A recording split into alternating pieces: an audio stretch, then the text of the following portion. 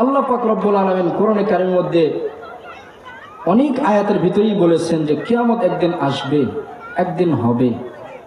যাদের ভিতরে আখিরাতের ভয় নেই, কিয়ামতের ভয় নেই, তারা অনেক কিছু করতে পারে।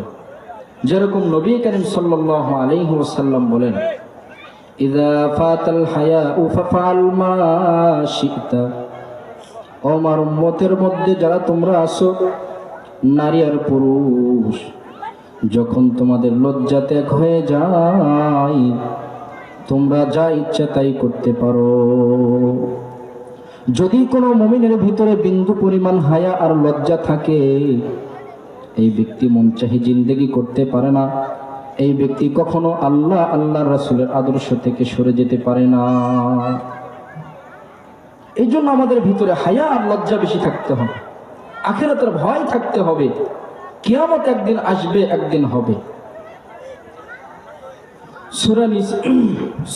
সূরাতুল হজ আয়াত নম্বর হচ্ছে 2 নম্বর আয়াত। আল্লাহ পাক রব্বুল আলামিন বলছেন, ইয়া আইয়ুহান নাসুত্তাকু রাব্বাকুম। হে দুনিয়ার মানুষ, তোমরা যারা দুনিয়াতে আছো, ইত্তাকু রাব্বাকুম, তোমরা তোমাদের প্রতিপালককে ভয় করো। ইন্না জালজালাতাস সাআহ শাইউন আযীম। কিয়ামতের ভয়াবহতা, কিয়ামত একদিন হবে, তার বিভীষিকাময়, বড় কঠিন। ইয়াউমা তারাউনাহা তাযহালু কুল্লু মুরদিআ। যেদিন তুমি তা দেখতে পাবে, সেদিন স্তন্যদানকারিণী সকল মহিলারা আম্মা আরদাত, তার স্তন্যদানকারী সন্তানকে দুধ পান করানো ছেড়ে দিবে। ওয়াতাদউ কুল্লু যাতি হামলিন হামলাহা।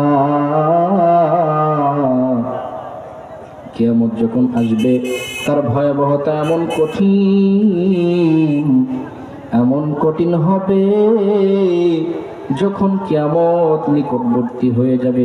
আল্লাহ পাক রব্বুল আলামিন বলছেন, ওয়াতাদউ কুল্লু যাতি হামলিন, প্রত্যেক গর্ভধারিণী মা যার পেটে সন্তান আছে, হামলাহা, তার এই গর্ভস্থ সন্তানকে সে গর্ভপাত করে দিবে।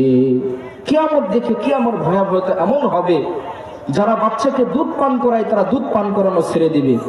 যারা পেটের ভিতরে বাচ্চা বহন করতেছে, যারা গর্ভধারিণী মা, তার বাচ্চাকে সে গর্ভপাত করে, কিয়ামত দেখে সে ভয়ে গর্ভপাত করে দিবে।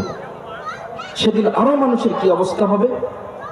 আল্লাহ পাক রব্বুল আলামিন বলছেন, ওয়াতারান নাসা সুকারা। 10 মিনিট পূর্বে তুই মানুষ দেখতে পাবে ভালো, তার হুঁশ আছে, জ্ঞান আছে, কিন্তু যখন কিয়ামত ঘনিয়ে আসবে, কিয়ামতের সময় যখন নিকটবর্তী হবে, ওয়াতারান নাসা সুকারা, তুই মানুষকে মাতাল দেখতে পাবে, অথচ তারা মাতাল নয়। ওয়ামা হুম বিসুকারা, কিন্তু তারা কিন্তু মাতাল নয়। তারা কিয়ামতের ভয়াবহ অবস্থা দেখে তারা মাতাল হয়ে যাবে। ওয়ালাকিন্না আযাবাল্লাহি লাশাদীদ। আল্লাহ পাক রব্বুল আলামিন বলছেন, তোমরা যারা দুনিয়াতে আছো, যারা দাম্ভিক নিয়ে চলাফেরা করো, নিজের ক্ষমতার বড়াই দেখাও, টাকা পয়সার বড়াই দেখাও, আমি আল্লাহর কাছে এগুলো চলে না। ওয়ালাকিন্না আযাবাল্লাহি শাদীদ। আমি আল্লাহ পাক রব্বুল আলামিনের আযাবকে ভয় করো। আমি আল্লাহ পাক রব্বুল আলামিন যদি শাস্তি দেই, সে আযাব বড় কঠিন আর ভয়ঙ্কর হয়। এজন্য ভাই, কিয়ামতের ভয় আমাদের অন্তরে থাকতে হবে, আখিরাতের ভয় আমাদের ভিতরে থাকতে হবে। যদি আমাদের ভিতরে আখিরাতের ভয় থাকে, কিয়ামতের ভয় থাকে, এই মানুষ কখনো খারাপ কাজ করতে পারে না। বলেন ঠিক কিনা? বলেন পারে? কখনোই সে পারে না। অপর আয়াতের ভিতরে আল্লাহ পাক রব্বুল আলামিন বলেন,